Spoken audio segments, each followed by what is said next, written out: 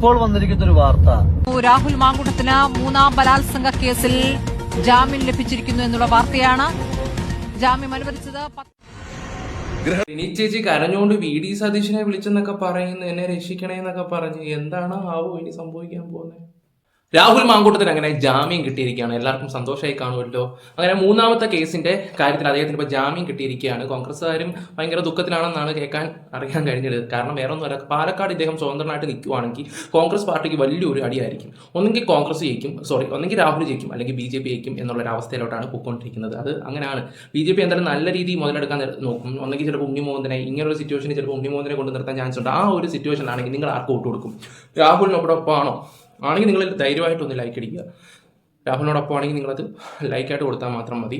ഉണ്ണിക്കൊപ്പം ആണെങ്കിൽ നിങ്ങൾക്ക് വീഡിയോയിൽ പറയാം. എന്തായാലും രാഹുൽ തിരിച്ചു വന്നല്ലോ, ഒരുപാട് സന്തോഷം കാര്യങ്ങളുണ്ട്. എന്തായാലും അദ്ദേഹത്തിന് നീതി ഇനിയാണെങ്കിലും കിട്ടാൻ കിടപ്പുണ്ട്. എന്തായാലും നിങ്ങൾ കൊടുത്തോ ധൈര്യമായിട്ട്. ജസ്റ്റിസ് ഫോർ രാഹുൽ എന്നും കൂടെ കമൻറ്റും കൂടെ കൊടുക്കുക. എന്തായാലും നമുക്ക് വീഡിയോയിലോട്ട് പോകാം. എല്ലാവർക്കും ഒരുപാട് സന്തോഷം. ഈ പറയുന്നത് എനിക്കാണെങ്കിൽ ഏറ്റവും കൂടുതൽ സന്തോഷമാണ്. സത്യം നമ്മൾ വീഡിയോ ചെയ്യുമ്പോൾ കിടന്ന് അലറി വിളിക്കാനോ ഒന്നും പറ്റത്തില്ലല്ലോ.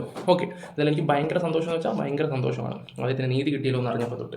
എന്തായാലും ഇനിയും ഒരുപാട് കാര്യങ്ങൾ കിടപ്പുണ്ട്. ഇതിപ്പം ഒന്നാമത്തെ കേസിൻ്റെ ചിലപ്പം യുവതി പറഞ്ഞിരിക്കുന്നത് എന്താണെന്ന് വെച്ചാൽ രാഹുലിനെ വെറുതെ വിടരുത്, അയാൾ വേണമെന്ന് വെച്ചാൽ കേസ് തിരിക്കാൻ ശ്രമിക്കും എന്നുള്ള രീതിയിലാണ്. അതിൻ്റെ ഇന്ന് ഉച്ചയ്ക്ക് അറിയാൻ കഴിയുമെന്നാണ് പറയുന്നത്. ഉച്ചയ്ക്ക് ഇപ്പോൾ ഇവിടുന്ന് കുറച്ച് പോയാൽ മതി, മാവേലിക്കരയിലോട്ട് ഈ പറയുന്ന ജയിലിലോട്ട് കുറച്ച് പോയാൽ മാത്രം മതി. പോയാൽ കാണാൻ പറ്റും, പക്ഷെ നമുക്ക് സമയമില്ല. അതുകൊണ്ടാണ്, അല്ലെങ്കിൽ ഞാൻ പോയി കണ്ടേനെ. എന്തായാലും നമുക്ക് ഇന്നത്തെ വീഡിയോയിലോട്ടൊന്ന് പോകാം. കോൺഗ്രസിന് നല്ലൊരു ഇതായിട്ടുണ്ട് സത്യം പറഞ്ഞാലോ. പിന്നെ അതുപോലെ തന്നെ CPM-കാരോടൊരു കാര്യം, നീയൊക്കെ എത്ര ശ്രമിച്ചാലും എത്ര പെണ്ണുങ്ങളെ ഇറക്കിയാലും നിൻ്റെയൊക്കെ കള്ളങ്ങൾ, ശബരിമല വിഷയങ്ങളെല്ലാം ജനങ്ങൾ മറക്കത്തില്ല. അത് ഈ വരുന്ന ഇലക്ഷൻ അത് എല്ലാവർക്കും മനസ്സിലാവും. എന്തായാലും നമുക്ക് വീഡിയോയിലോട്ട് പോകാം. ആദ്യമായിട്ട് നമ്മുടെ ചാനൽ കാണുന്നവർ സബ് അങ്ങനെ ആരും ചെയ്യുന്നില്ല, പൊളിറ്റിക് ഇഷ്യൂ എന്തായാലും ഒന്ന് സബ് ചെയ്യുക. ആദ്യമായിട്ട് കാണുന്നവർ തീർച്ചയായിട്ടും സബ് ചെയ്യുക. നമുക്ക് എന്തെങ്കിലും വീഡിയോയിലോട്ട് പോവാം. എന്തായാലും ലൈക്കും കൊടുക്കുക. ജസ്റ്റിസ് ഫോർ രാഹുലിനും കൂടെ കൊടുക്കുക.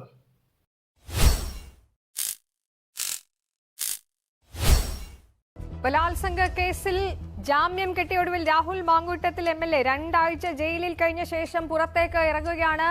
അപ്പോൾ ആശ്വാസ തീരുമാനം, ജാമ്യ ഹർജിയിന്മേൽ പത്തനംതിട്ട ജില്ലാ സെഷൻസ് കോടതിയിൽ നിന്നാണ് രാഹുൽ മാങ്കൂട്ടത്തിന് കിട്ടുന്നത്. ജാമ്യം കിട്ടിയിരിക്കുന്നു, പുറത്തേക്കുള്ള വഴി തുറക്കുകയാണ്. മൂന്നാമത്തെ ബലാത്സംഗ കേസിലാണ് രാഹുൽ അറസ്റ്റിലായത്. അതിലാണ് ഇപ്പോൾ ജാമ്യം കിട്ടിയിരിക്കുന്നത്. നേരത്തെ മജിസ്ട്രേറ്റ് കോടതി ജാമ്യം നിഷേധിച്ചതിനെ തുടർന്നാണ് ജില്ലാ സെഷൻസ് കോടതിയെ പ്രതിഭാഗം സമീപിച്ചത്. ഇതിൽ കോടതി വാദപ്രതിവാദങ്ങൾക്ക് ശേഷം ഇന്ന് തീരുമാനം പറയുകയായിരുന്നു. NK ഷിജുവും കൃഷ്ണമോഹനും ചേരുന്നുണ്ട്.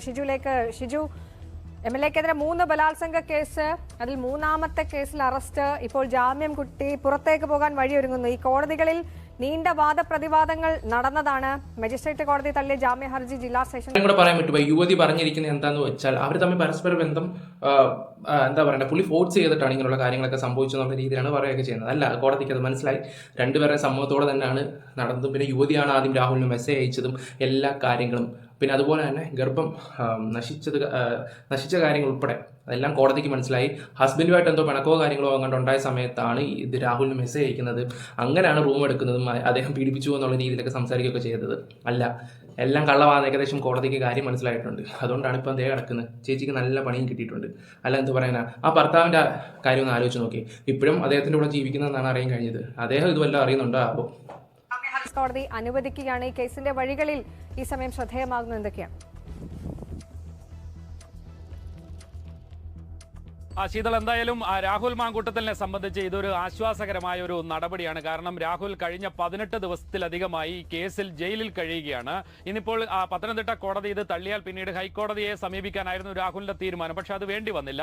രാഹുലിന് ഈ കോടതി തന്നെ ജാമ്യം അനുവദിച്ചിരിക്കുന്നു. അത് ഉഭയകക്ഷി സമ്മതപ്രകാരമാണ് എന്ന് തെളിയിക്കാനുള്ള ചാറ്റുകൾ, അതുപോലെ ഡിജിറ്റൽ തെളിവുകൾ അടക്കം രാഹുൽ കോടതിയിൽ ഹാജരാക്കി. പക്ഷേ രാഹുലിനെതിരെ പ്രോസിക്യൂഷന്റെയും പ്രധാന വാദം തന്നെ ഇയാൾ ഒരു സ്ഥിരം കുറ്റവാളിയാണ്, ഇത്തരത്തിലുള്ള സ്ത്രീകൾക്കെതിരായ അതിക്രമങ്ങൾ നടത്തുന്ന സ്ഥിരം കുറ്റവാളിയാണ്. ഇയാൾക്ക് ജാമ്യം കൊടുത്താൽ മറ്റ് കേസുകളിലെല്ലാം തന്നെ അന്വേഷണം നടക്കുന്ന കേസിൽ സാക്ഷികളെ ഭീഷണിപ്പെടുത്താം. ഇയാൾ MLA ആണ്, വലിയ അധികാര പദവിയുള്ള ഒരാളാണ്.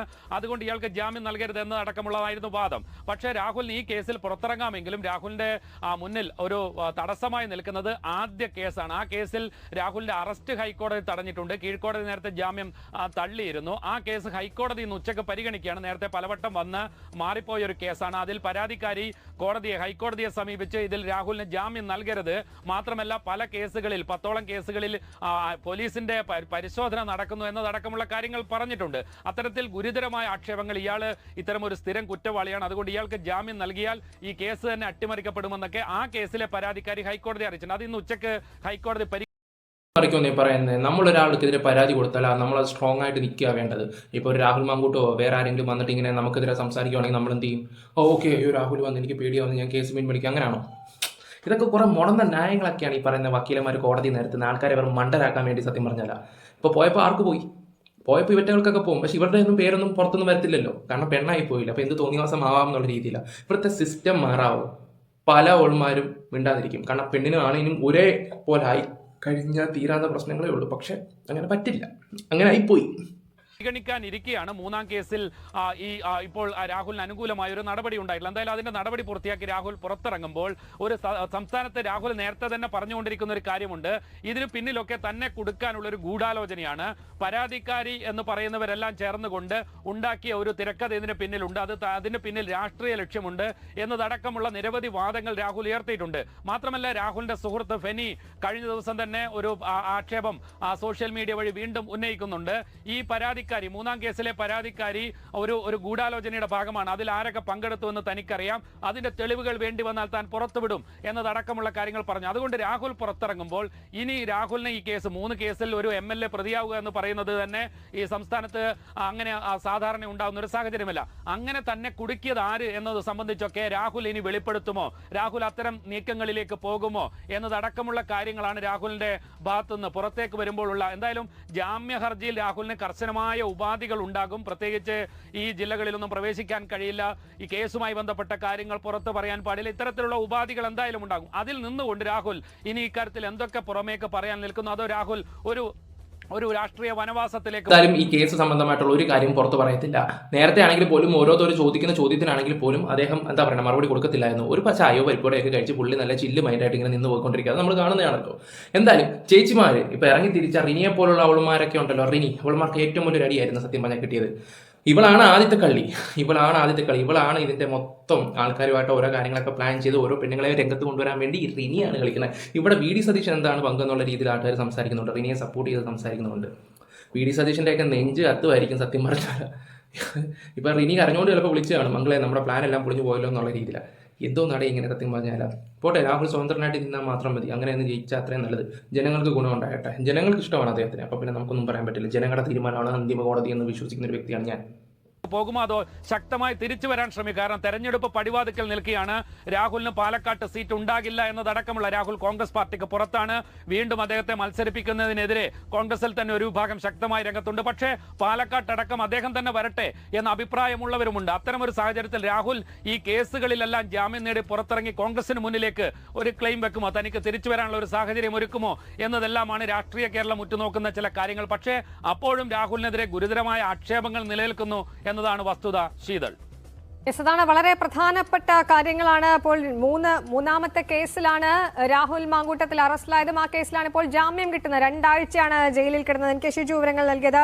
ഇപ്പോൾ കൃഷ്ണമോഹൻ കൂടി തുടരുന്നുണ്ട്. കൃഷ്ണമോഹൻ, ഈ ജാമ്യം നൽകിയാലും ഈ സാക്ഷികളെ സ്വാധീനിക്കാനുള്ള സാധ്യതയുണ്ട് എന്നുള്ള വാദമുഖത്തിൽ അത് ഉയർത്തിയിരുന്നതാണ് പ്രോസിക്യൂഷൻ. ഈ സൈബർ അധിക്ഷേപ സാധ്യതകളടക്കം നേരത്തെ ഈ കോടതിക്ക് മുന്നിലേക്ക് വന്നിട്ടുള്ളതാണ്. അങ്ങനെ പല കാര്യങ്ങൾ നേരത്തെ ഉള്ളത് കൊണ്ട് തന്നെ ജാമ്യ വ്യവസ്ഥകളിൽ അക്കാര്യങ്ങളൊക്കെ ഉൾപ്പെടാനുള്ള സാധ്യതയാണ് നമ്മൾ കാണേണ്ടത്. എപ്പോഴത്തേക്ക് ആ വിവരങ്ങൾ ലഭ്യമാകുമെന്നാണ് കരുതുന്നത്?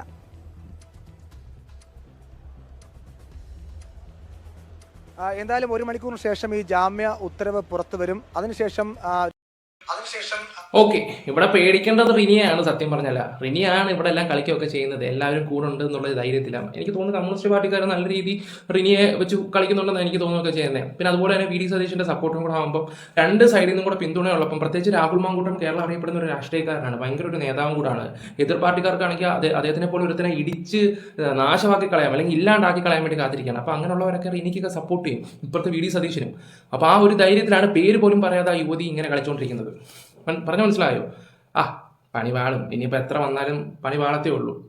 രാഹുൽ മാങ്കൂട്ടത്തിന് ജാമ്യം നിൽക്കുന്ന, അതായത് ജാമ്യം പുറത്തേക്ക് പോകാനുള്ള ഷുവർട്ടീസ് അടക്കം, അതായത് ജാമ്യക്കാർ വേണം, ആ ജാമ്യക്കാർ ഉൾപ്പെടെ പോയി ഇവിടുന്ന് ഉത്തരവ് വാങ്ങി, അതായത് പത്തനംതിട്ട കോടതിയിൽ നിന്ന് ഉത്തരവ് വാങ്ങി തിരുവല്ല മജിസ്ട്രേറ്റ് കോടതിയിൽ പോയി അത് നടപ്പാക്കി അവിടുന്നുള്ള ഉത്തരവുമായി വേണം മാവേലിക്കര ജയിലിലേക്ക് പോകാൻ. അത് കിട്ടി വരുമ്പോഴേക്കും രാഹുലിന് പുറത്തിറങ്ങാൻ കഴിയുകയുള്ളൂ. അപ്പോൾ ഉച്ചയ്ക്ക് ശേഷമാകും ഒരുപക്ഷെ രാഹുൽ മാങ്കൂട്ടത്തിന് പുറത്തിറങ്ങാൻ കഴിയുക. ഇവിടെ പത്തനംതിട്ട ജില്ലാ കോടതിയാണ് ഈ ജാമ്യ ഹർജിയിൽ തീരുമാനം പറഞ്ഞതെങ്കിലും ഈ കേസിന്റെ പരിധി വരുന്നത് തിരുവല്ല മജിസ്ട്രേറ്റ് കോടതിയാണ്. അതുകൊണ്ട് തന്നെ ജാമ്യക്കാർ അവിടെ എത്തി അത് ഒപ്പിട്ട് വ്യവസ്ഥകൾ പാലിക്കുമെന്ന ഉറപ്പ് നൽകി അതിനുശേഷം അവിടുന്നുള്ള എന്തായാലും ഉച്ച കഴിയുമ്പോൾ നമുക്കറിയാം രാഹുൽ ഇറങ്ങുമോ ഇല്ലയോ എന്നൊക്കെ. ഞാൻ ഇച്ചിരി ഷൂട്ട് ചെയ്തപ്പോൾ ഇച്ചിരി ലേറ്റ് ആയിപ്പോയി, കുറച്ച് തിരക്കും കാര്യങ്ങളൊക്കെ ആയിപ്പോയി.